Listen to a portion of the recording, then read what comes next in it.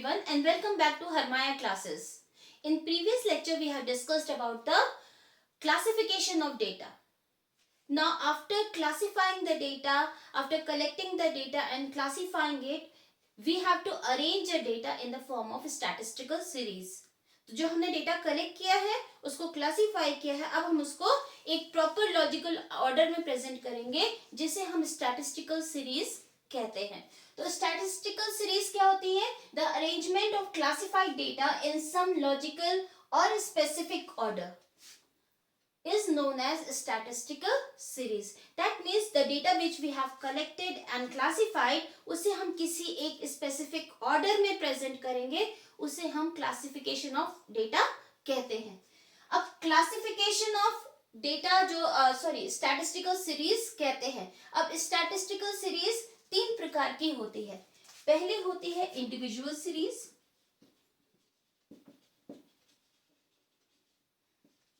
जिसको हिंदी में कहेंगे व्यक्तिगत श्रृंखला. सीरीज में श्रृंखला, व्यक्तिगत श्रृंखला, individual series. Individual series means the series in which a variable, the value of a variable has appeared only one time. That means कोई भी वेरिएबल है उसकी जो वैल्यू है उस पूरी सीरीज में सिर्फ एक ही बार हुई है, इसीलिए हर आइटम की जो फ्रीक्वेंसी होती है वो 1 होती है इंडिविजुअल सीरीज में. फॉर एग्जाम्पल अगर हम देखते हैं x की वैल्यू है 10, 20, 30, 40, 50.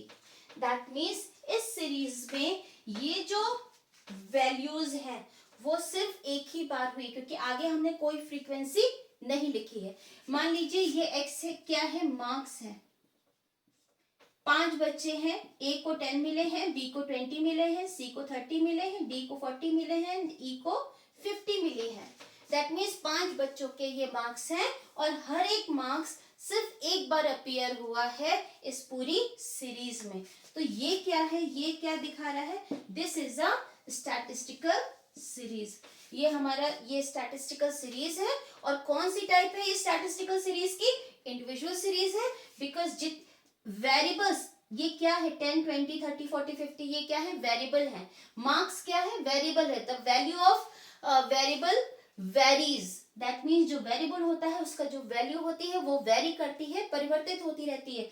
मार्क्स 10 भी है, 20 भी है, कोई एक फिक्स वैल्यू नहीं है x की. x की वैल्यू 10 भी है, x की वैल्यू 20 भी है, x की value x is equal to 10 है, x इज इक्वल टू 20 है, x इज इक्वल टू 30 है.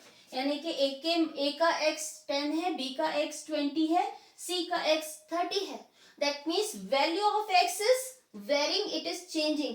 तो दैट इज वाई ये वेरिएबल है. अब किसी श्रृंखला में if a variable is appearing only one time, that is known as the individual series, क्योंकि इस सीरीज में जो वैल्यूज हैं वो सिर्फ एक बार अपीयर हो रही हैं. Individual series are of 2 types. हम इसको 2 तरीके से बना सकते हैं. पहला होता है अनऑर्गेनाइज्ड.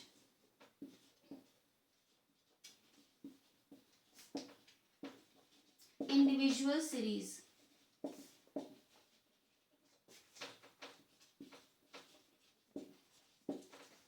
दैट मीन्स अव्यवस्थित व्यक्तिगत श्रृंखला. अनऑर्गेनाइज्ड इंडिविजुअल सीरीज क्या होती है? This is known as raw data. जो हमने डेटा कलेक्ट किया है वो रॉ फॉर्म में अनऑर्गेनाइज्ड होता है. That means it is unarranged mass of figures. जो हमारे पास फिगर्स हमें मिली हैं वो एज इट इज रख दी, किसी सीक्वेंस में नहीं रखा है, किसी लॉजिकल या स्पेसिफिक ऑर्डर में हमने उसको अरेंज नहीं किया है, उसे हम अनऑर्गेनाइज्ड सीरीज कहते हैं. मान लीजिए हम बच्चों के मार्क्स की बात करते हैं. किसी बच्चे के मार्क्स आए हैं 25 आए हैं, किसी के 5 आए हैं, किसी के 30 आए हैं, कोई 16, 18. दैट मीन्स अब हम इसमें देख रहे हैं कोई लॉजिकल ऑर्डर नहीं है. This is unorganised individual series when the values of the variable are not arranged in a specific order. अगर जब वेरिएबल की जो वैल्यूज हैं वो किसी ऑर्डर में व्यवस्थित नहीं की गई हैं, that is known as unorganised individual series. दूसरे तरीके का होता है ऑर्गेनाइज्ड इंडिविजुअल सीरीज। इसमें क्या होता है, जो हमारे पास ये रॉ डेटा अवेलेबल है, इस रॉ डेटा को हम किसी ऑर्डर में उसको हम अरेंज करेंगे तो वो ऑर्गेनाइज्ड इंडिविजुअल सीरीज हो जाता है। इसके दो तरीके हैं, या तो हम सीरियल नंबर के बेसिस पे करेंगे, according to the serial number, कोई भी हम सीरियल नंबर असाइन कर सकते हैं वैल्यूज को।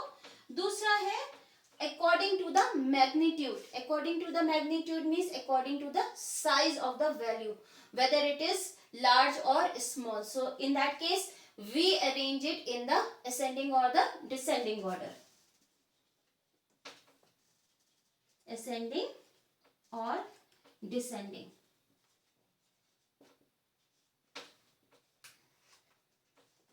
तो जब ऑर्गेनाइज करते हैं, या तो हमने कोई एक सीरियल नंबर दिया गया, उसके बेसिस पे हमने ऑर्गेनाइज कर दिया।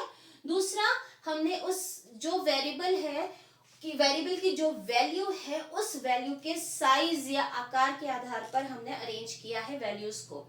इसमें असेंडिंग मतलब होता है छोटे से बड़े की ओर हमने अरेंज किया। डिसेंडिंग मतलब लार्जेस्ट वैल्यू से स्मॉलेस्ट वैल्यू की ओर अरेंज किया है। फॉर एग्जाम्पल, अगर हमने यही वाला डेटा कहते हैं, मान लीजिए हमने इसको फर्स्ट दे दिया है, इसको सेकंड नंबर दे दिया, इसको थर्ड दिया, इसको फोर्थ दिया, इसको 5 दिया, तो हमने एक सीरियल नंबर, सपोज कीजिए सीरियल नंबर, जैसे बच्चों के रोल नंबर होते हैं, तो हम रोल नंबर के अकॉर्डिंग अगर अरेंज करेंगे, that is also the serial number. तो यहाँ पे हमने क्या किया, first, second, third, fourth and fifth. अब यहाँ पे पहले का है 25, दूसरे का 5 है, थर्ड रोल नंबर का 30, फोर्थ का 16 और ये 18।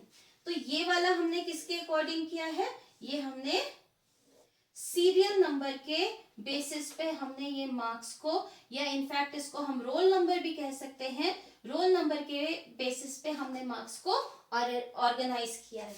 तो यहाँ पे क्या इंडिविजुअल सीरीज तो है, बिकॉज जितने आइटम्स हैं वो एक ही बार अपीयर हो रहे हैं। 25 इस पूरी सीरीज में एक ही बार आया है, 5 एक ही बार आया है, 30, 16, 18 जितनी भी वैल्यूज हैं वो सिर्फ एक ही बार अपीयर हो रही है। That is why it is a individual series. But अब हमने क्या किया है, इसको एक पर्टिकुलर स्पेसिफिक ऑर्डर में इसको अरेंज कर दिया है। दूसरी तरीके से जो हम असेंडिंग या डिसेंडिंग ऑर्डर में कर सकते हैं, तो सबसे पहले असेंडिंग ऑर्डर का देखते हैं। असेंडिंग ऑर्डर का मतलब छोटी वैल्यू से बड़ी वैल्यू की ओर जाना, from the smallest arranging the values from in the order of smallest to largest। अब सबसे छोटी वैल्यू क्या है, 5 है। नेक्स्ट उससे बड़ी क्या है, 16 है, देन 18 है, देन 25 है और फिर 30 है। ये भी हमारी इंडिविजुअल सीरीज है, but this individual series is organised according to the magnitude of the values, because यहाँ पे हम जो वैल्यूज है उनके आकार के आधार पर हमने इसको व्यवस्थित करके रखा है। अगर हम इसको डिसेंडिंग ऑर्डर में वैल्यूज को हम रखते हैं, क्योंकि ये मार्क्स दिखाए हैं, तो हम इस तरीके से शो करेंगे मार्क्स डिसेंडिंग ऑर्डर में, that means largest to smallest. तो सबसे ज्यादा नंबर आए हैं 30, सेकेंड पे है 25, देन 18, देन 16 एंड देन 5। तो ये व्यक्तिगत श्रृंखला होती है, इंडिविजुअल सीरीज होती है, in which one value of the variable appear only one time, that means the frequency of all the values is only 1। Frequency क्या होती है, फ्रीक्वेंसी क्या बताती है, एक वैल्यू किसी श्रृंखला में कितनी बार आई है। तो यहाँ पे 30 कितनी बार आया है, सिर्फ 1 बार आया है। 25 कितनी बार आया है, 1 टाइम आया है। 18 कितनी बार आया है, 1 टाइम। 16 1 टाइम आया है, 5 भी 1 टाइम आया है। तो इस तरह की श्रृंखला को हम बोलते हैं individual series। If it is not arranged in any specific order, it will be unorganized individual series। If it is organized either on the basis of serial number or on the basis of magnitude, then it will be organized individual series। Second type of individual series is discrete series। Second is discrete series.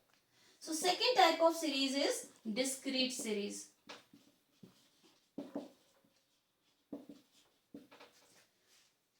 Discrete series is the series in which the value of a variable can appear more than one time.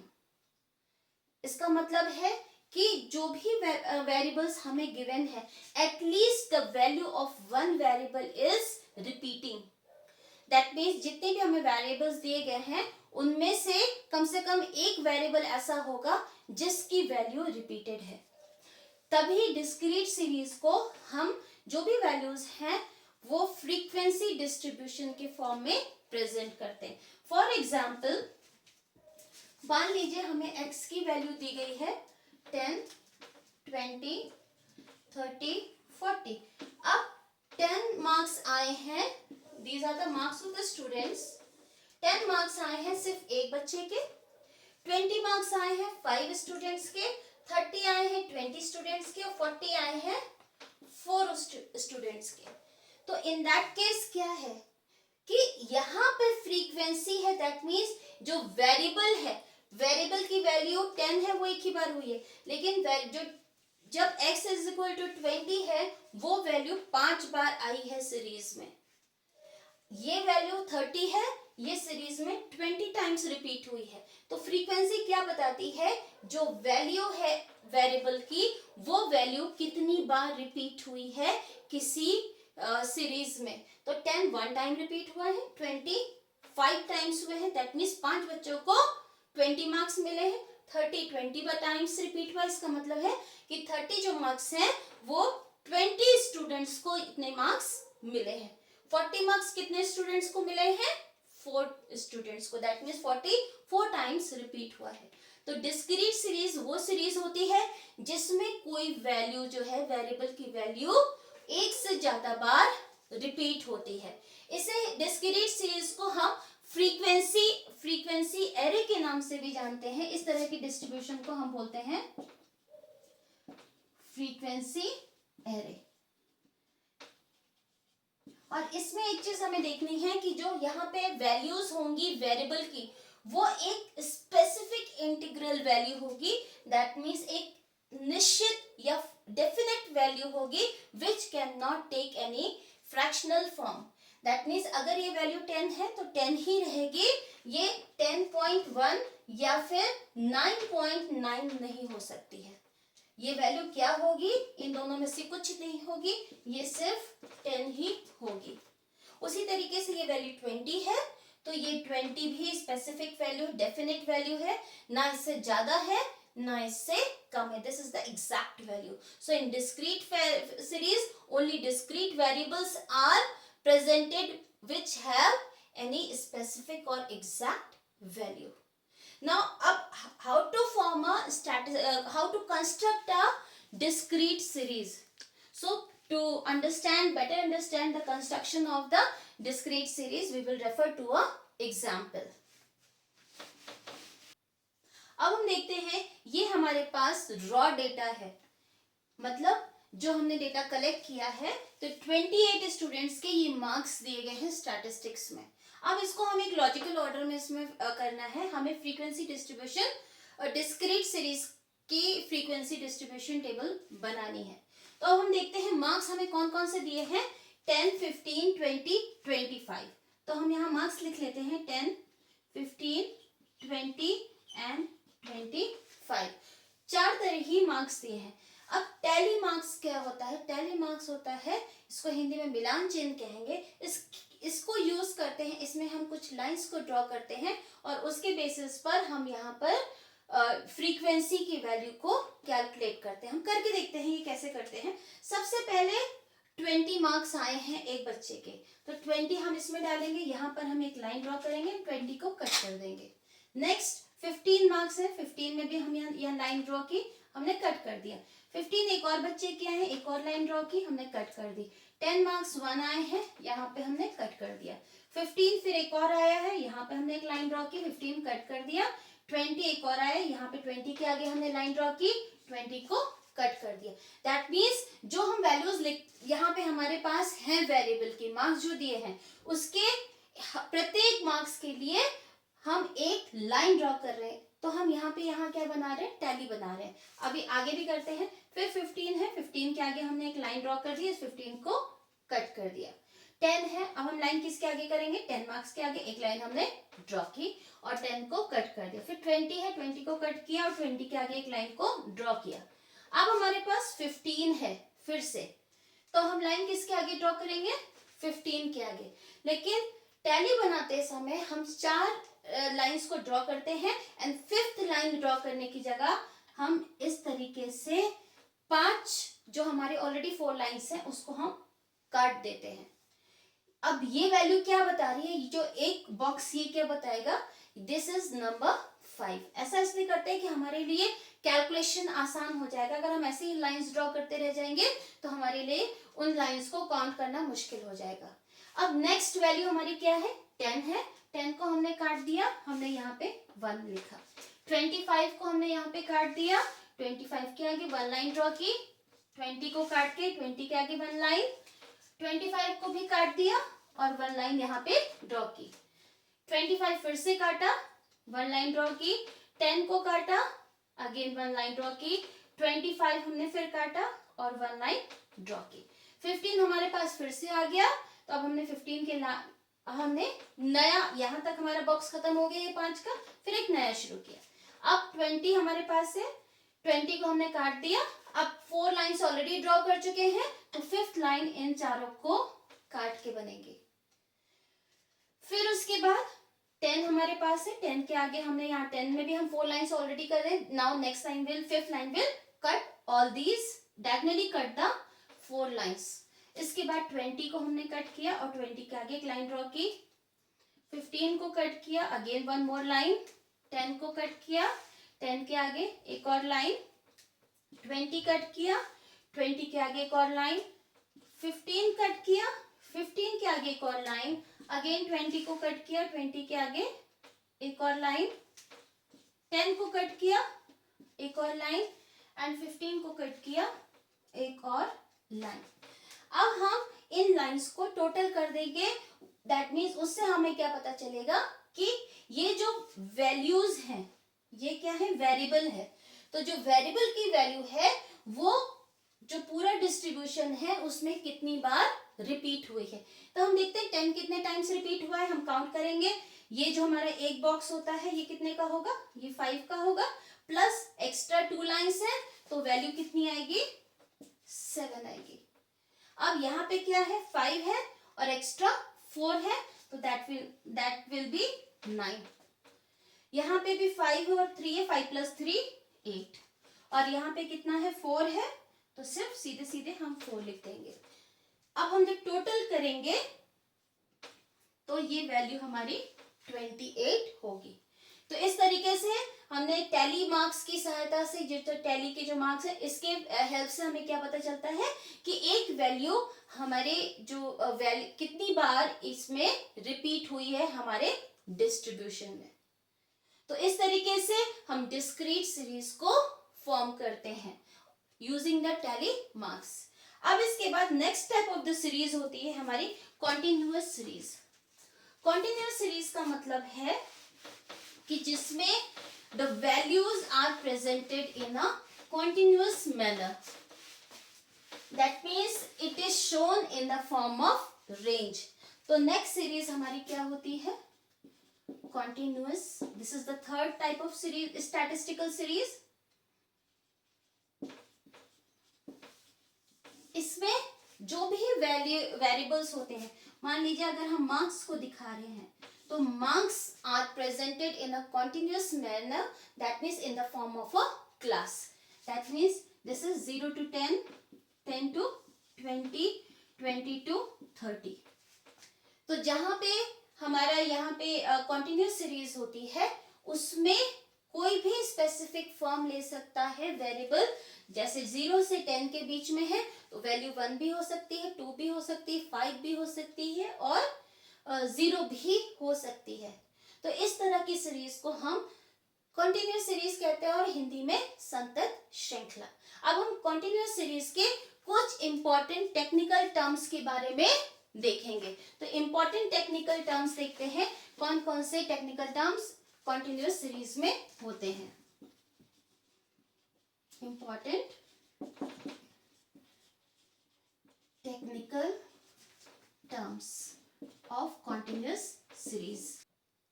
Now we will discuss some technical terms of the continuous series. So first term is class, जिसको हिंदी में हम वर्ग कहते हैं. What is class? So class is a group of numbers जिसके अंदर mutually exclusive values होती हैं. म्यूचुअली एक्सक्लूसिव मीन्स जो भी वैल्यू है वो सिर्फ एक ही क्लास में, एक बार जो वैल्यू एक क्लास में है वो दूसरे क्लास में नहीं आ सकती. मान लीजिए अगर हम यहाँ पे बात करते हैं, इसमें 10 से 20 के बीच की वैल्यूज है. अगर 15 है तो 15 सिर्फ 10 से 20 के बीच में आएगी, किसी और क्लास में नहीं आएगी. तो क्लास क्या है? ग्रुप ऑफ नंबर्स है. जैसे यहाँ पे ग्रुप कितने नंबर्स का है? 10 से 20 के बीच का है. ये ग्रुप किसका है? 20 से 30 के बीच का ग्रुप है. और कोई भी वैल्यू किसी भी क्लास में सिर्फ एक ही क्लास को बिलोंग करेगी, एक से ज्यादा क्लास में कोई वैल्यू नहीं आ सकती है. तो क्लास क्या होता है? It's a group of number which have mutually exclusive values. दूसरा है नंबर ऑफ क्लासेस. कितने क्लासेस होने चाहिए एक सीरीज में? तो जो आइडियल नंबर है वो 5 से 20 के बीच में कहीं लाई करता है. बिकॉज अगर नंबर ऑफ क्लासेस बहुत ज्यादा हो जाएंगे तो it will be very difficult for further statistical analysis and calculations. और बहुत कम होंगे then results will not be accurate. तो एक माना जाता है कि 5 से 20 के बीच में होनी चाहिए क्लासेस. 5 से कम नहीं होनी चाहिए और 20 से ज्यादा नहीं होनी चाहिए. स्टर्जस ने भी एक फॉर्मूला दिया हुआ है जो शायद 1 प्लस 3.322 log n, कि कितनी नंबर ऑफ क्लासेस अगर हमें होनी चाहिए वो किसके बेसिस पे पड़ेगा? जहां पे n क्या है? Number of observation. मान लीजिए 1000 ऑब्जर्वेशन हमारे पास है तो हम सब log 1000 निकालेंगे, उसके बाद 1 प्लस 3.322 से हम मल्टीप्लाई करके वैल्यू को कैलकुलेट कर लेंगे. अगर हमें ये वैल्यू नंबर ऑफ ऑब्जर्वेशंस कितने हैं? 10 हो जाएंगे. तो इन दैट केस क्या है? हम यहाँ पे 3.322 इंटू 10 करेंगे, प्लस 1 करेंगे, जो भी वैल्यू आएगी हम वहां पे लिख देंगे. तो इस तरीके से कितनी क्लासेस होने चाहिए, ये इकोनॉमिस्ट थे, इन्होंने स्टैटिस्टिशियन थे जिन्होंने ये फॉर्मूला दिया है. बट यूजुअली आम भाषा में अगर हम देखते हैं तो हमारे पास जो वैल्यूज होती है उसको 5 से 20 के बीच में होना चाहिए क्लासेस. नेक्स्ट है क्लास लिमिट्स. हर एक क्लास की जो लिमिट होती है दैट मीन्स वो उस क्लास की बाउंड्री सेट करती है. जैसे किसी घर की बाउंड्री वॉल होती है तो ना उस बाउंड्री वॉल के कोई बाहर नहीं जा सकता है, तो वैसे ही this is the boundary wall of the class. अब यहाँ पर सब जैसे 20 है, 20 क्या है? क्लास की. इस 20 से कम कोई वैल्यू यहाँ पे नहीं हो सकती है. तो क्या बाउंड्री है? क्लास अगर हम यहाँ पे इस क्लास की बात करें from 20 to 30 then the 20 is the minimum value of the class. That means कोई भी वैल्यू 20 से कम इस क्लास में इंक्लूड नहीं होगी. इसे बोलते हैं lower limit of the class. तो 20 हमारा इसमें क्या है? लोअर लिमिट है, क्योंकि वैल्यू इससे नीचे नहीं हो सकती. This is the lower boundary of the class. अब 30 है, 30 से ज्यादा वैल्यू, कोई भी बड़ी वैल्यू हम इस क्लास में इंक्लूड नहीं करेंगे. So this is known as the upper limit of the class. इसको हम LL कह सकते हैं, इसको UL, that means upper limit. कुछ बुक्स में आपको L1 और L2 भी मिलेगा. लोअर लिमिट आपका L1 है और अपर लिमिट L2. तो क्लास लिमिट का मतलब है क्लास की बाउंड्री. दैट मीन्स वैल्यू, किस वैल्यू से लोअर लिमिट से कम नहीं हो सकती है और अपर लिमिट से वैल्यू ज्यादा नहीं हो सकती है. नेक्स्ट है class interval. What is class interval? Class interval is the size of the class. कि क्लास का साइज क्या है, आकार क्या है, इसकी कैलकुलेशन कैसे करते हैं. दैट मीन्स अगर हमें ये पर्टिकुलर क्लास के बारे में देखना है then what is the class interval or what is the class size of this class, what is the magnitude of the class which is 40 to 50। कैसे कैलकुलेट करेंगे इसको? कैलकुलेट करने की जो तरीका है वो है अपर लिमिट में से हम लोअर लिमिट को माइनस कर देंगे, we will get the value of the class interval. तो क्लास ये क्या चीज है? ये है हमारा क्लास इंटरवल। इसको हिंदी में कहते हैं वर्ग अंतराल। तो वर्ग अंतराल क्या है? वर्ग का आकार होता है। अब जैसे अपर लिमिट यहाँ पे क्या है? 50 है, माइनस लोअर लिमिट क्या है? 40 है। तो क्लास इंटरवल कितना हो गया? 10। तो इस तरीके से हम देखते हैं कि क्लास इंटरवल से हमें क्या पता चलता है? Class interval defines the size of the class, कि क्लास का साइज कितना है। नेक्स्ट टर्म जो हम यूज करते हैं that is the width of the class interval, कि दैट मीन्स जो हमारा क्लास इंटरवल है वो कितना है। जैसे यहाँ पे क्लास इंटरवल हमने कितना कैलकुलेट किया था? Class interval was 10, that means 40 minus 50 is equal to 10। Class interval ये 10 हो या 20 हो या 30 हो, ये वैल्यू कितनी होनी चाहिए इस क्लास इंटरवल की, ये कैसे डिसाइड होता है? इसे बोलते हैं, ये होता है क्लास का विड्थ, या क्लास इंटरवल की विड्थ या उसका साइज, आकार डिफाइन करता है। Width of the class interval defines the size of the class interval. Class interval का साइज क्या है ये हमें विड्थ से पता चलता है। इसका फॉर्मूला होता है, क्लास इंटरवल का फॉर्मूला है, अब जब हम कोई भी सीरीज में देखेंगे कि कितना हमें क्लास इंटरवल रखना है, तो हमें देखना है सबसे पहले हमारे पास ओवरऑल हम देखेंगे लार्जेस्ट वैल्यू हमारी कितनी है। कोई भी श्रृंखला होती है, कोई भी सीरीज होता है, ऑब्जर्वेशंस होते हैं, उसमें हाईएस्ट वैल्यू, जैसे अगर यहाँ की बात करें हमारी हाईएस्ट वैल्यू क्या है? 60 है। तो यहाँ पे हम देखेंगे लार्जेस्ट वैल्यू क्या है। उसी तरीके से हम देखेंगे स्मॉलेस्ट वैल्यू क्या है सीरीज में। तो यहाँ पे स्मॉलेस्ट वैल्यू कितनी है? 10। तो हम सबसे पहले कैसे निकालते हैं? क्लास इंटरवल निकालने के लिए हम जो भी सीरीज की लार्जेस्ट वैल्यू है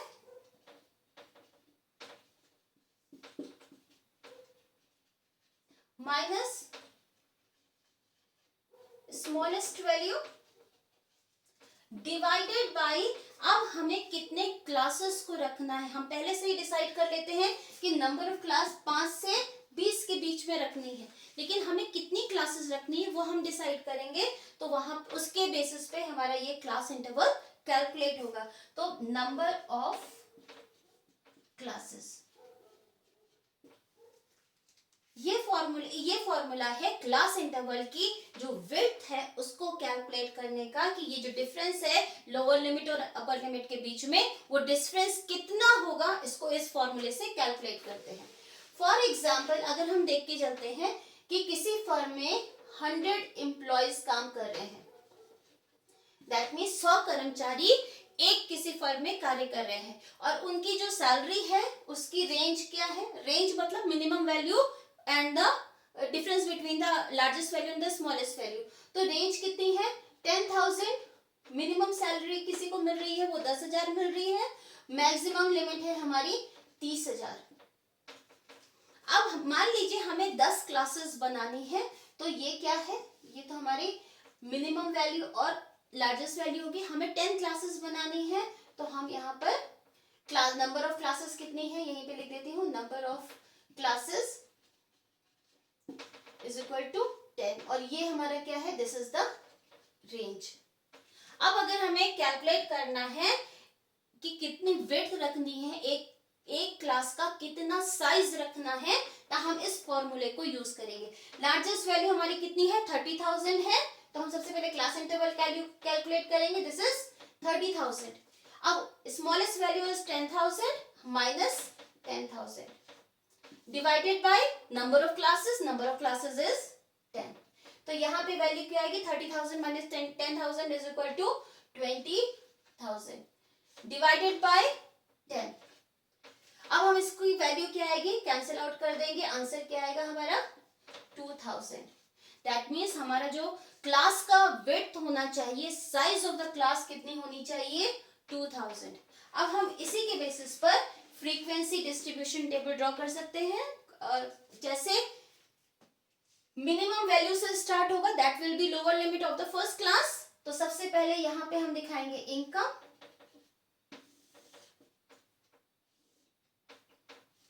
एंड नंबर ऑफ वर्कर्स। तो यहाँ पे नंबर ऑफ वर्कर्स की वैल्यू हमने नहीं दी हुई है तो हम नहीं लिख रहे हैं, लेकिन हम क्लास कैसे बनाएंगे उसको देख रहे हैं। तो मिनिमम वैल्यू हमारी क्या है, 10,000 है। तो फर्स्ट क्लास हमारा स्टार्ट हो रहा है 10,000 से।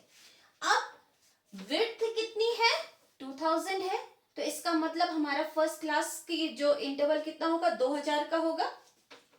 तो 10,000 से 12,000, ये क्या है, 2,000 का गैप है। अगर हम 12,000 माइनस 10,000 करेंगे, वैल्यू कितनी आ जाएगी, 2,000। अब उसके बाद यही हमारी नेक्स्ट क्लास की लोअर लिमिट हो जाएगी, दैट इज 12,000। अब फिर कितनी होगी, plus 2,000 is equal to 14,000, then 14,000 to 16,000. In this way, we will make all the classes and last class will be 28,000 to 30,000. तो इस तरीके से हमने क्या किया, फॉर्मूला की यूज किया, largest value minus smallest value divided by the number of classes which is desired. अब हमने वो वैल्यू कैलकुलेट की 2000। अब उसके बेसिस पर हमने 2,000 का डिफरेंस करके विड्थ रख ली 2000 की, इसके बेसिस पर हमने क्लासेस बना ली। So this is the width of the class interval, और इसके बेसिस पे हमारे क्लास का साइज डिफाइन होता है। Next is range. रेंज हमने ऑलरेडी डिस्कस कर ली है।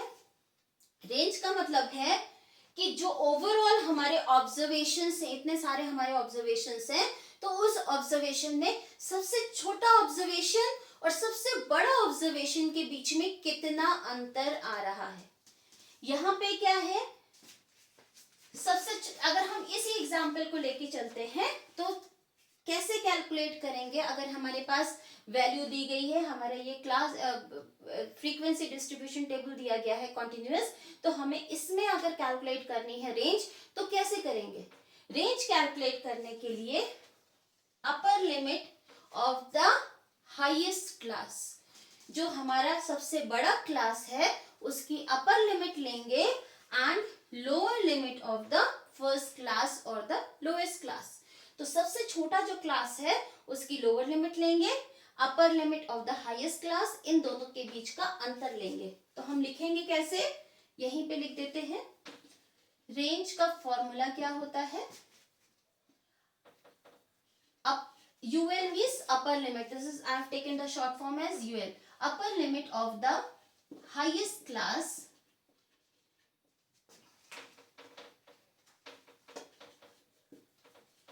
minus lower limit of the lowest class. अब यहाँ पे हम देखेंगे क्या है, हाईएस्ट क्लास का अपर लिमिट कितना है, 30,000। लोवेस्ट क्लास का लोअर लिमिट कितना है, 10,000। तो द रेंज विल बी 20,000। तो रेंज क्या होती है, अपर लिमिट का अपर लिमिट हाईएस्ट क्लास का, लोअर लिमिट लोअर क्लास का, इन दोनों के बीच में डिफरेंस निकाल देंगे, that will be range. Mid point, mid point को हम कहते हैं this is the class mark. Mid point का मतलब होता है कि जो भी हमारी वैल्यू है, उस जो भी हमारा क्लास है, उस क्लास के बीचों बीच कौन सी वैल्यू अपीयर हो रही है। बिकॉज जब आगे की कैलकुलेशन की जाती है तो बाकी सारी वैल्यूज को तो हम छोड़ देते हैं, सिर्फ मिड पॉइंट को ही कंसिडर करके उसके बेसिस पर हम कैलकुलेशंस को करते हैं। तो देखते हैं कैसे कैलकुलेट करते हैं मिड पॉइंट। सीरीज लेते हैं 10 से 20, 20 से 30। अब मान लीजिए इसका हमें मिड पॉइंट या एम कैलकुलेट करना है, ये एक्स की वैल्यू है। तो मिड पॉइंट कैलकुलेट करने के लिए ये लोअर लिमिट और ये अपर लिमिट, इन दोनों को हम ऐड कर देंगे। तो मिड पॉइंट का फॉर्मूला क्या है, mid point is equal to lower limit plus upper limit divided by 2। Lower limit यहाँ पे कितनी है, 10 है, प्लस अपर लिमिट कितनी है, 20 है, डिवाइडेड बाय 2। अब 10 प्लस 20 की वैल्यू क्या आएगी, 30, एंड 30 डिवाइडेड बाय 2 इज 15। सो 10 से 20 जो हमारी क्लास इंटरवल है, इसका मिड पॉइंट या मध्य बिंदु 15 है। अब this is the class mark, this is known as the class mark. क्यों? क्योंकि ये जो वैल्यू है ये इस पूरे क्लास को रिप्रेजेंट कर रही है। जब हम आगे कैलकुलेशंस करेंगे, अगर हमें सपोज कीजिए हमें मीन निकालना है, दैट इज एवरेज निकालना है, तो मीन निकालने के लिए हम किस वैल्यू को लेंगे? हम सिर्फ मिड पॉइंट को लेंगे, बाकी सारी वैल्यूज को हम छोड़ देंगे। इसको हम लॉस ऑफ इंफॉर्मेशन के नाम से भी जानते हैं। क्यों? क्योंकि जब हम आगे कैलकुलेशंस करेंगे तो सिर्फ इस 15 को ही हम कंसिडर करेंगे, बाकी सारी वैल्यूज, हो सकता है मार्क्स इसके बीच में किसी के 11 आए हो, किसी के 12 आए हो, किसी के 18 या किसी के 20 भी आए हो, तो हम उन वैल्यूज को छोड़ देंगे, सिर्फ और सिर्फ 15 को कंसिडर करेंगे। That means all other informations will be lost. क्यों? क्योंकि हम उनके बेसिस पे तो कैलकुलेशन कर ही नहीं रहे, इसको हम लॉस ऑफ इंफॉर्मेशन भी कहते हैं। तो यहाँ पे हमने देखा मिड पॉइंट को हम कैसे कैलकुलेट करेंगे। किसी भी क्लास का मिड पॉइंट कैलकुलेट करने के लिए अपर लिमिट और लोअर लिमिट दोनों को हम ऐड कर देंगे और डिवाइडेड बाय 2 कर देंगे। वैल्यू हमारी आ जाएगी, जैसे यहाँ पे 20 + 30 = 50 डिवाइडेड बाय 2 = 25। तो किसी भी क्लास का मिड पॉइंट करने के लिए हम इस फॉर्मूले को यूज करते हैं। लास्ट में है फ्रीक्वेंसी ऑफ द क्लास। किसी भी क्लास की फ्रीक्वेंसी क्या बताती है? कि इसके बीच में जो वेरिएबल्स हैं, मान लीजिए इस क्लास की फ्रीक्वेंसी 10 है, इसकी क्लास की फ्रीक्वेंसी है 7, तो इस फ्रीक्वेंसी से हमें क्या पता चल रहा है कि 10 से 20 के बीच में जो भी वैल्यूज हैं वो पूरी श्रृंखला में 10 टाइम्स रिपीट हुई हैं। In the same way, the values which are between 20 and 30 have appeared 7 times in the series. तो इससे क्या पता चलता है? कोई वैल्यू किसी सीरीज में कितनी बार अपीयर हो रही है, वो होता है फ्रीक्वेंसी ऑफ द क्लास। अब हम देखते हैं टाइप्स ऑफ कॉन्टिन्यूअस सीरीज। अब हम देखते हैं कि कॉन्टिन्यूअस सीरीज के टाइप्स कितने होते हैं। There are 5 types of continuous series. कैसे? अब पहला होता है एक्सक्लूसिव सीरीज। एक्सक्लूसिव सीरीज को कहते हैं हिंदी में अपवर्जी श्रृंखला। एक्सक्लूसिव जैसे वर्ड से क्लियर है कि इसमें कुछ वैल्यू को, कोई एक वैल्यू होती है जिसको हम एक्सक्लूड कर देते हैं। एक्सक्लूड करने का मतलब है कि हम उस सीरीज में उसको इंक्लूड नहीं करेंगे। एक एग्जाम्पल लेके चलते हैं। मान लीजिए हमारे मार्क्स दिए गए हैं 10 से 20, 20 से 30, 30 से 40 एंड 40 से 50। फ्रीक्वेंसी है 10 बच्चों के, फ्रीक्वेंसी नहीं भी लेंगे तो भी हमें समझ में आ जाएगा। अब ये जो एक्सक्लूसिव सीरीज है, इस तरीके की सीरीज में जो हमारा upper limit of the first class is equal to the lower limit of the second class. तो ऐसी श्रृंखला कौन सी होती है? Upper limit of first class is equal to lower limit of second class. That means lower limit of next class equal होती है। That means यहाँ पे अगर हम देखते हैं upper limit of first class is equal 20 and this value is equal to the lower limit of the next class. अब इसमें इसको हम एक्सक्लूसिव इसलिए कहते हैं कि इसमें अपर लिमिट, पहला पॉइंट हमारे ये था, सेकेंड पॉइंट क्या है? Upper limit is excluded. That means we do not include the value of upper limit in this class. अगर हम क्लास इंटरवल की बात, किसी बच्चे के 20 मार्क्स आए हैं तो 20 किस क्लास में? अब 20 देखिए यहाँ पे भी दिया है, यहाँ पे भी दिया है। हम दोनों क्लास में तो इंक्लूड नहीं करेंगे क्योंकि हमने अभी देखा था कि क्लासेस क्या होती हैं? म्यूचुअली एक्सक्लूसिव क्लास होती हैं। दैट इज एक variable appears only in only one class. एक जो वेरिएबल है एक ही क्लास में अपीयर होता है, एक से ज्यादा बार क्लासेस में अपीयर नहीं होगा। That is known as mutually exclusive series. अब इसमें क्या है कि अपर लिमिट इसमें एक्सक्लूड कर दिया जाता है। अगर किसी बच्चे के मार्क्स 20 आए हैं तो इसमें इंक्लूड नहीं होगा, बल्कि 20 से 30 वाली क्लास में इंक्लूड होगा। तो क्या है? Upper limit of the first class is equal to the lower limit of the second class.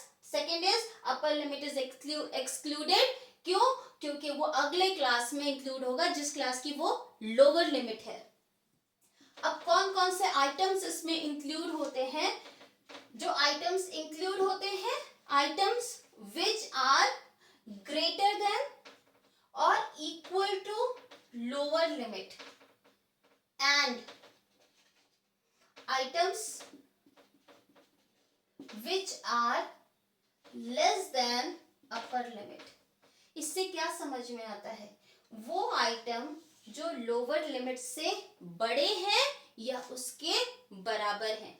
तो अगर हम इस क्लास में इंक्लूड करेंगे, तो अगर हम 20 से 30 क्लास में देखते हैं तो लोअर लिमिट क्या है? 20 है। कौन सी वैल्यूज इंक्लूड होंगी, या कौन से, अगर हम आइटम्स की जगह इसको हम वैल्यूज भी कर सकते हैं, वैल्यूज, कौन सी वैल्यूज उसमें इंक्लूड होंगी? जो या तो 20 से बड़ी है, क्योंकि लोअर लिमिट हमारा 20 है, या तो 20 से बड़ी है या 20 के बराबर है। तो ये वैल्यूज क्या हो गई? 20 से लेकर 20 के ऊपर कोई भी वैल्यू, 20 एंड प्लस, यानी कि 20 भी हो सकता है, 21 भी हो सकता है, 22 भी हो सकता है, या कुछ भी। तो इस तरीके से पहली कंडीशन इसकी क्या है? इसको हम कंडीशन बोलते हैं। पहली इसकी कंडीशन क्या है? पहली शर्त क्या है? कि लोअर लिमिट के बराबर या उससे बड़ी कोई भी वैल्यू होगी वो इंक्लूड होगी। लेकिन दूसरी कंडीशन भी है, सेकंड कंडीशन क्या है? एंड लगा हुआ है, इसमें वो वैल्यूज ही इंक्लूड होंगी जो अपर लिमिट से कम है। दैट मीन्स अपर लिमिट हमारी 30 है, तो कौन सी वैल्यूज इंक्लूड होंगी? जो वैल्यूज 30 से लेस होंगी। तो यहाँ पे हमारी रेंज बन जाती है 20 से या तो बराबर होंगी या फिर वैल्यूज हमारी 20 से बड़ी होंगी। तो कौन सी वैल्यूज इंक्लूड होंगी? या तो इक्वल टू है 20 के, या 20 से, sorry, values which are greater than or equal to 20, which is the lower limit. दूसरी कंडीशन, पहली कंडीशन हमारी ये है, दूसरी कंडीशन क्या है?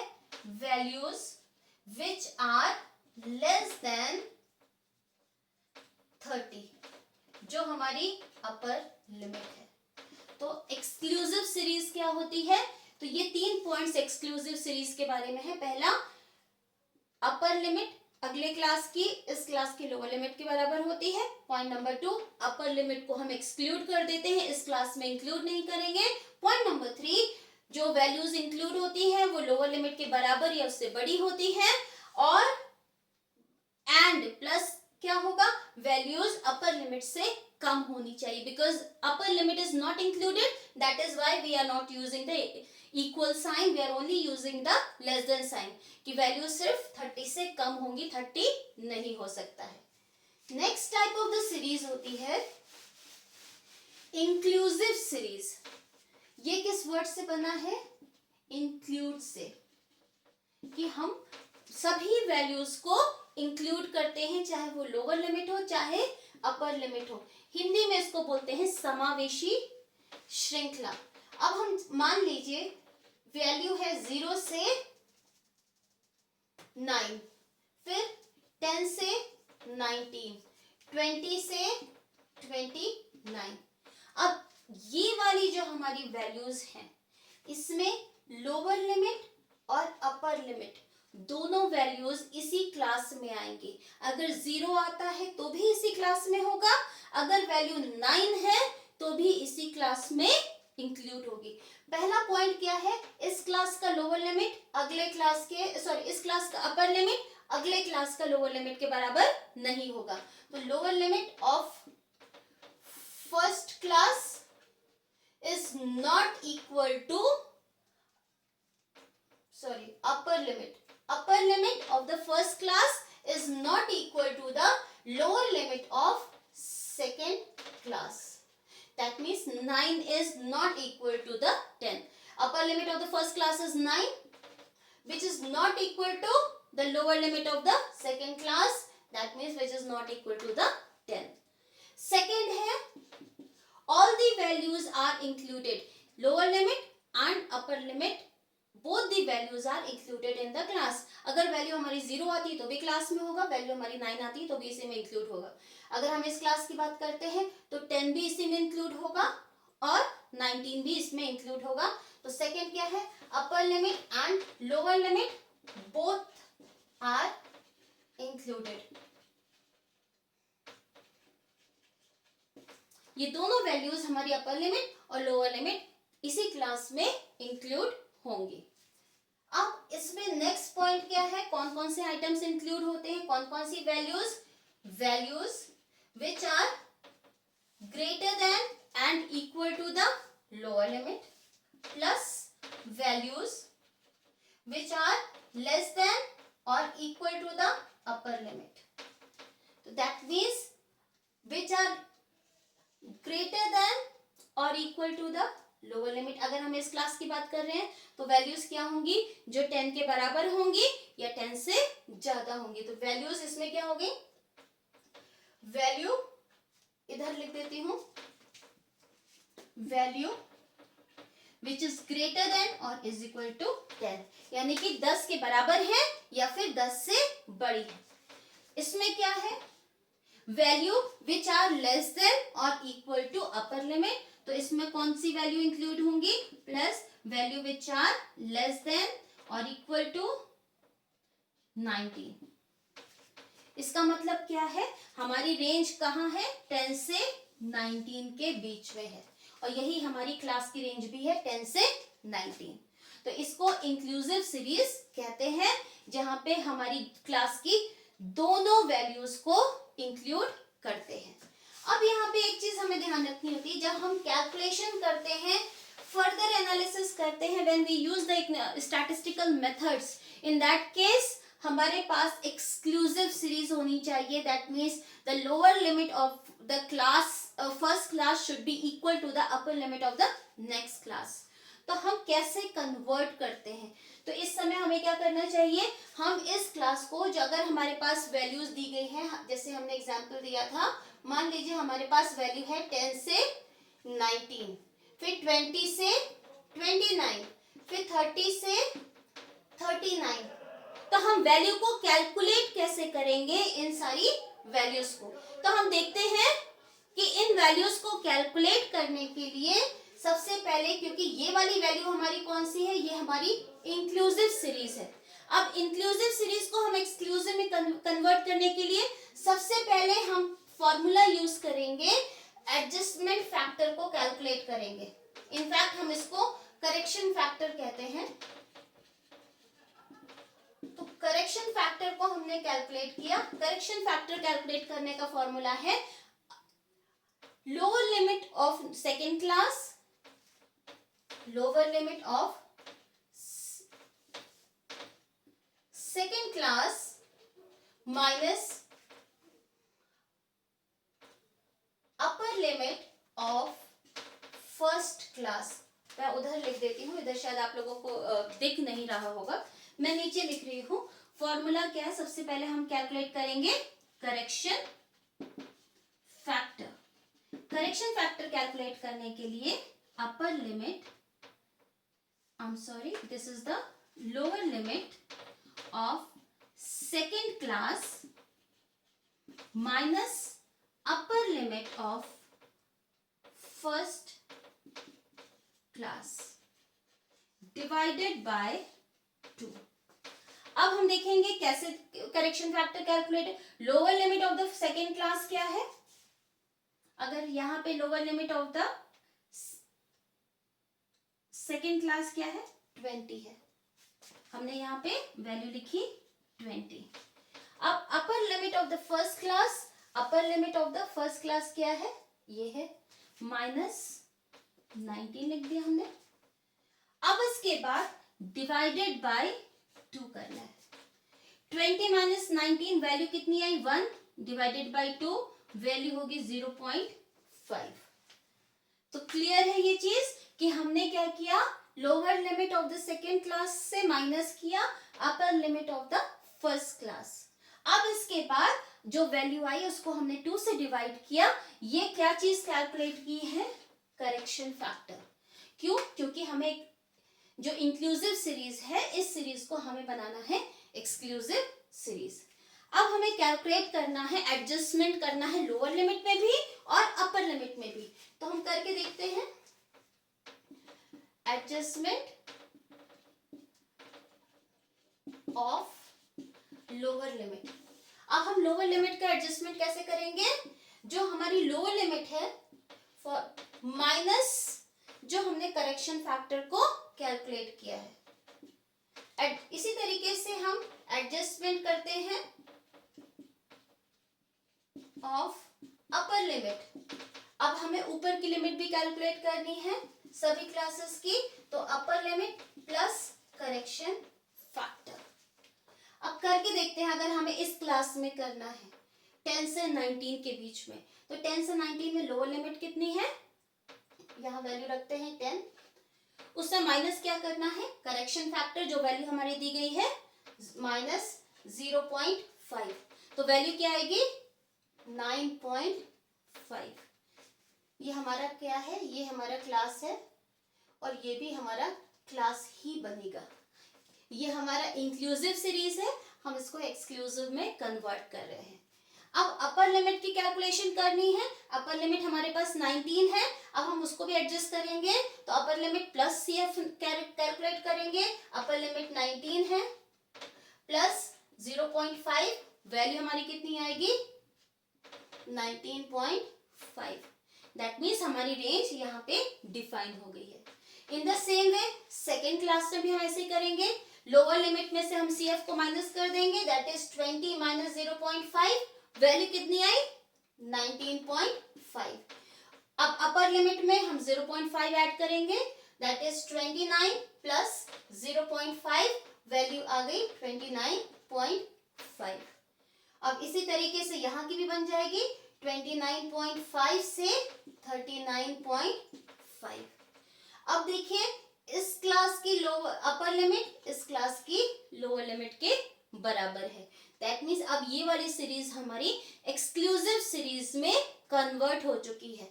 अब हमारा 19.5 अगर किसी बच्चे के मार्क्स आए हैं तो वो इस क्लास में सेकेंड क्लास में इंक्लूड होंगे, फर्स्ट क्लास में इंक्लूड नहीं होंगे।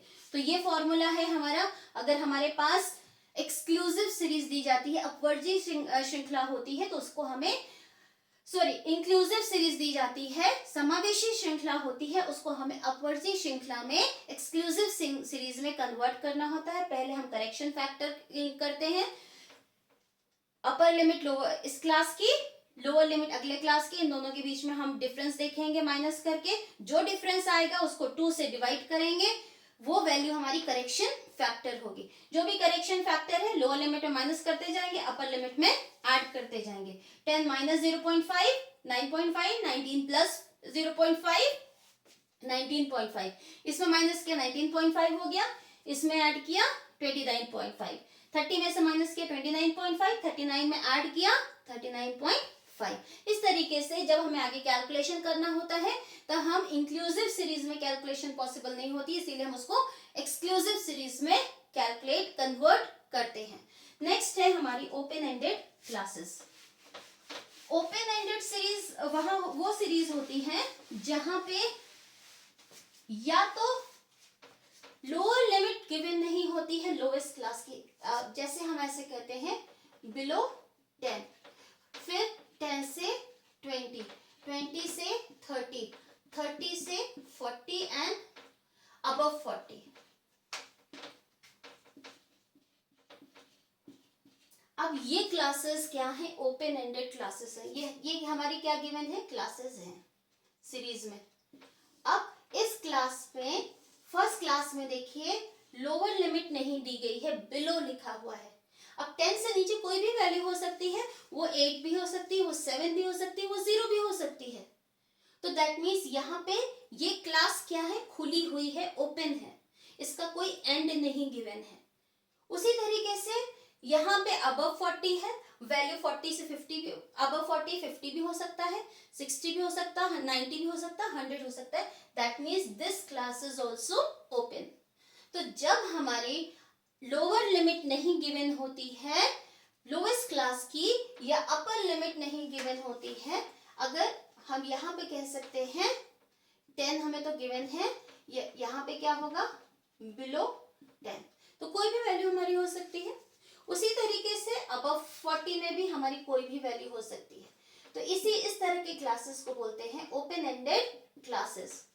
ये क्लासेस उतनी अच्छी नहीं होती है, ओपन एंडेड क्लासेस को अच्छा नहीं माना जाता है। क्यों? क्योंकि इसके बेसिस पर हमारा कैलकुलेशन भी पॉसिबल नहीं होता। मान लीजिए अगर हमें मीन निकालना है, मीन के लिए हमें मिड पॉइंट चाहिए होता है। अब इस क्लास का मिड पॉइंट कैलकुलेट करना पॉसिबल नहीं, because we do not have the lower limit. In the same way it is not possible to calculate the mid point of the last class because the upper limit is not available. In that case further calculation possible नहीं है, analysis possible नहीं है। इन the same वे अगर हम graphical presentation कर रहे हैं तो भी ओपन एंडेड सीरीज को, ओपन एंडेड क्लास को ग्राफ के रूप में भी दर्शाना पॉसिबल नहीं है।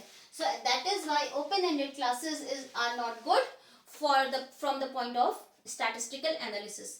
नेक्स्ट है हमारा क्यूमुलेटिव फ्रीक्वेंसी सीरीज।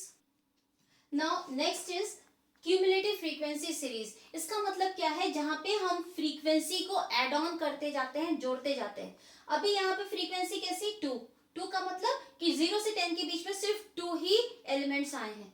उसी तरह का 5 मतलब 10 से 20 के बीच में 5 ही एलिमेंट्स आए हैं। जब हम क्यूमुलेटिव फ्रीक्वेंसी निकालते हैं तो 2 तरीके से निकालते हैं, या तो मोर देन निकालते हैं या फिर लेस देन निकालते हैं। सबसे पहले हम देखते हैं लेस देन क्यूमुलेटिव फ्रीक्वेंसी कैसे निकालते हैं। Less than CF, CF is the short form of cumulative frequency। तो हम CF निकालते हैं, लेस देन हमेशा अपर लिमिट से निकालते हैं। अब यहाँ पे लेस देन किससे होगा, less than upper limit is 10। तो 10 से कम कितनी वैल्यूज है, तो 10 से कम कितनी वैल्यूज है, सिर्फ 2 है, इज इक्वल टू यहाँ पे वैल्यू हमारी कितनी आई, 2। अब नेक्स्ट अपर लेस देन, अब इस क्लास की हमारी अपर लिमिट क्या है, इट इज 20। तो यहाँ पे हमने कैलकुलेट किया लेस देन 20। अब हमें देखना है 20 से कम कितनी वैल्यूज हैं, तो इन दोनों को हम ऐड कर लेंगे। तो क्या कैसे क्या करेंगे, 2 + 5 इज इक्वल टू 7। तो 20 से कम कितनी वैल्यूज हो गई हमारी, 7। नेक्स्ट है लेस देन 30। अब 30 से कम कितनी है, इन तीनों को हमें ऐड करना है। That means 2 + 5 + 10 is equal to 17। या हम सीधे सीधे भी कर सकते हैं, इस क्लास में जो हमारी CF आई है उससे हम इस क्लास की फ्रीक्वेंसी को ऐड करते जाएंगे। अब देखिए यहाँ पे हमारी फ्रीक्वेंसी कितनी आई है, 17 आई है। अब 17 में हम 12 को ऐड करेंगे तो वैल्यू हमारी कितनी आएगी, यहाँ पे CF 29। तो more than less than frequency का मतलब है कि अपर लिमिट से कम कितनी वैल्यूज आई हैं। तो इस तरीके से हम सारी फ्रीक्वेंसीज को इसी तरीके से कैलकुलेट करेंगे, तब लेस देन फ्रीक्वेंसी कैलकुलेट हो जाएगी। नेक्स्ट तरीका होता है मोर देन क्यूमुलेटिव फ्रीक्वेंसी। हम मोर देन को कैलकुलेट कैसे करते हैं। अब नेक्स्ट हम देखते हैं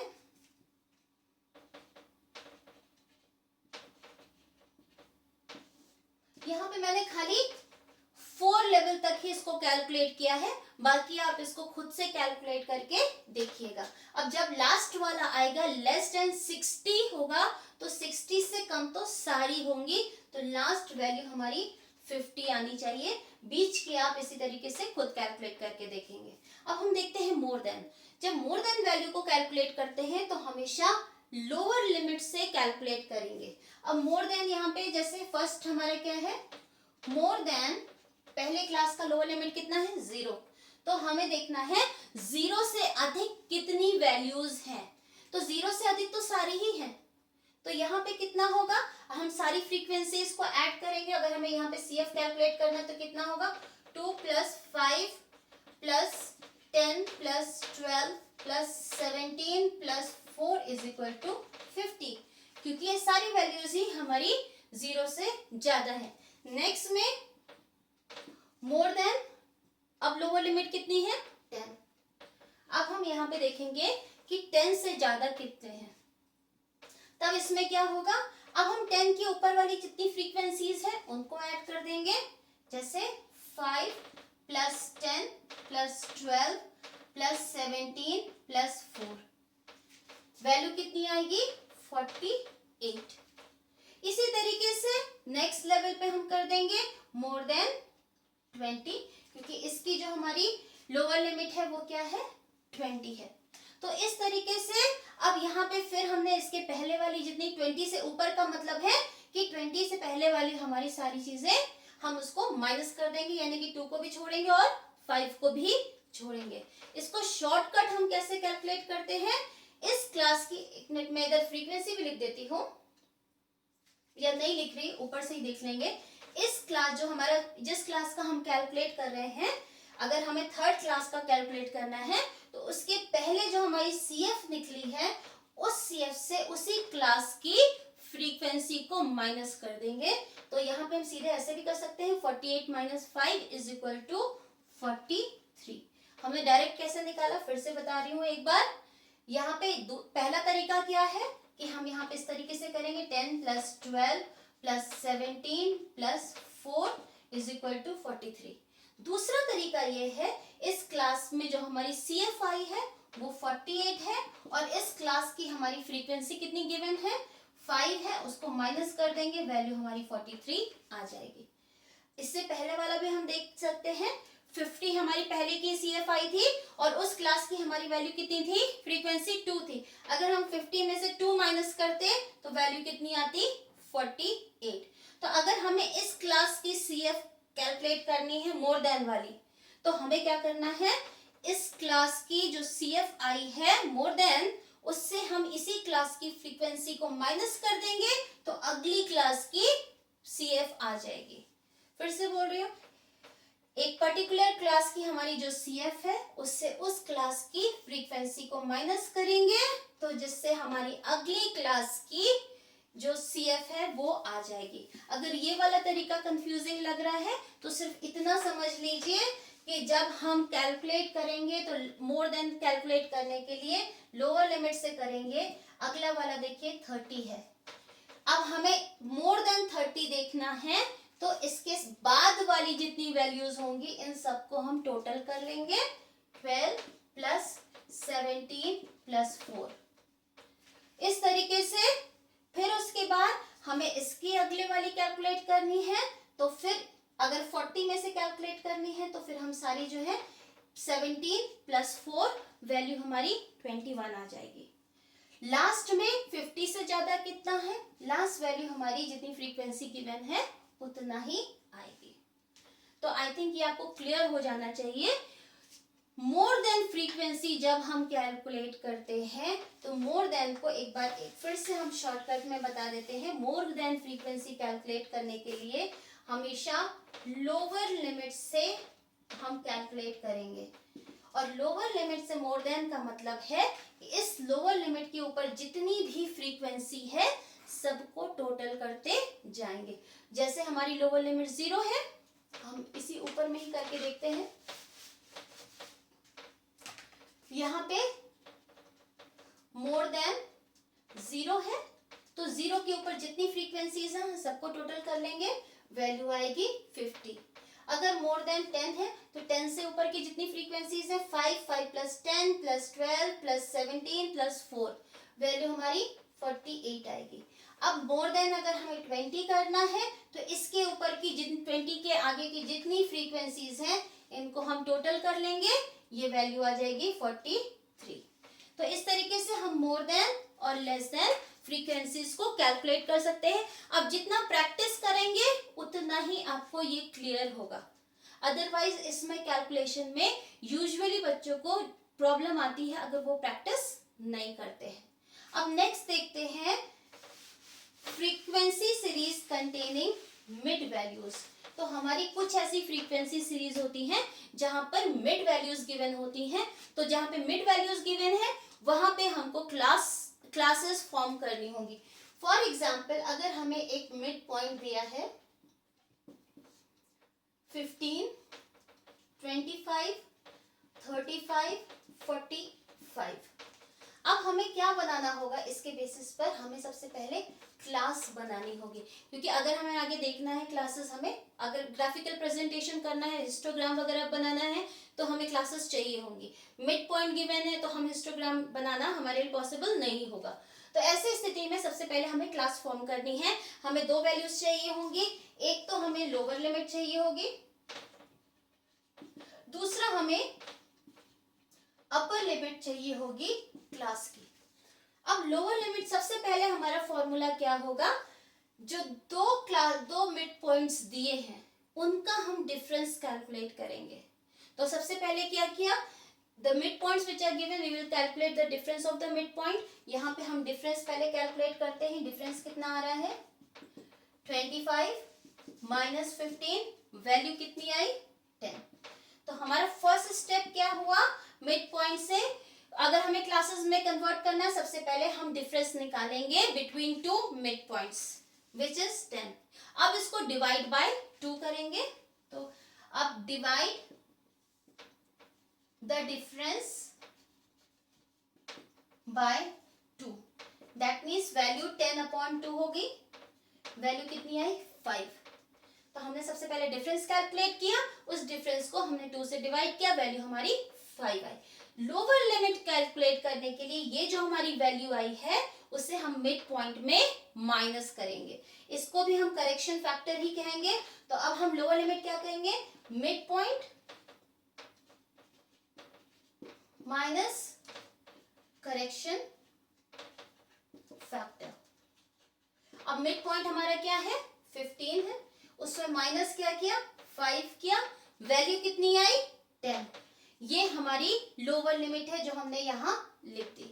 अपर लिमिट कैलकुलेट करने के लिए mid point plus correction factor.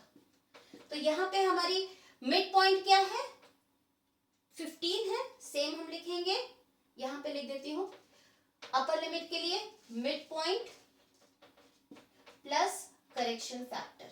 अब मिड पॉइंट क्या गिवन है, हमारा 15 है, प्लस 5 कर दिया, वैल्यू आई 20। तो यहाँ पे अपर लिमिट हमारी कैलकुलेट हो गई 20। अब इसी तरीके से हम आगे भी करते जाएंगे, एक और करके देखते हैं। यहाँ पे मिड पॉइंट है, सबसे पहले हमें लोअर लिमिट कैलकुलेट करनी है। Mid point plus correction factor. Mid point है हमारा 25, माइनस करेक्शन फैक्टर 25 है, माइनस हम इसने इसे 5 किया, वैल्यू आई 20। तो ये हमारी इस क्लास की लोअर लिमिट हो गई, जो 20 हमने लिख दी। Now we have to calculate the upper limit. Upper limit क्या होगा, mid point plus correction factor, that is 25 plus 5 is equal to 30। अब इस क्लास की अपर लिमिट कैलकुलेट हो गई। तो इस तरीके से अगर हमारे पास मिड पॉइंट गिवन होता है तो हमें क्लास इंटरवल को कैलकुलेट, क्लासेस को कैलकुलेट करना होगा, that means lower limit and upper limit. इस तरीके से हमने फ्रीक्वेंसी टेबल को फॉर्म करना है कॉन्टिन्यूअस सीरीज में। अब इसके बाद नेक्स्ट टाइप ऑफ टेबल जो होती है, क्लासिफिकेशन होता है, वो होता है बाईवेरिएट सीरीज।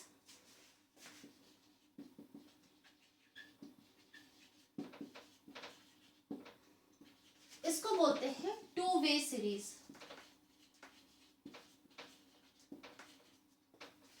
बाईवेरिएट का मतलब है जहां पे एक से ज्यादा वेरिएबल्स हो।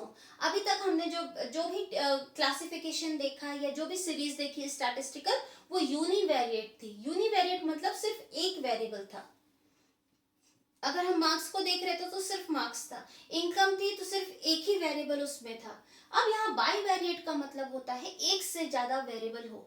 मान लीजिए हम किसी की कंपनी की सेल्स को भी शो कर रहे हैं, प्लस उस कंपनी के प्रॉफिट को भी शो कर रहे हैं। तो यहाँ पे क्या है, दो वेरिएबल्स हो गए, एक वेरिएबल हमारा सेल्स हो गया, दूसरा वेरिएबल प्रॉफिट हो गया। अगर हम टेबल के फॉर्म में इसको शो करते हैं, मान लीजिए यहाँ पे हमने सेल्स को शो किया, यहाँ पे सेल्स किसी की 10,000, वैल्यू हम जो है करोड़ में दिखा देते हैं, सेल्स इन करोड़। 10,000 है, 20,000 की सेल हो गई, यहाँ पे 30,000 की सेल हो गई। ऊपर हमने प्रॉफिट दिखा दिया और प्रॉफिट भी हमारा करोड़ में ही है। अब यहाँ पे प्रॉफिट हम शो कर रहे हैं, प्रॉफिट मान लीजिए 1,000 करोड़ हो गया, प्रॉफिट हमारा 2,000 करोड़ हो गया, प्रॉफिट हमारा 3,000 करोड़ हो गया। तो ये क्या दिखा रहा है, यहाँ पे हम दो वेरिएबल्स को दिखा रहे हैं, एक प्रॉफिट को दिखा रहे हैं, एक सेल्स को दिखा रहे हैं। तो इस तरह का जो हमारा सीरीज होती है, डिस्ट्रीब्यूशन होता है, इसे हम बोलते हैं बाइवेरिएट सीरीज या द्विचर श्रृंखला, जहाँ पे एक से अधिक वेरिएबल को हम प्रेजेंट करते हैं। तो आज की क्लास में बस इतना ही। नेक्स्ट क्लास में हम प्रेजेंटेशन ऑफ डेटा के साथ फिर से मिलेंगे। Thank you so much.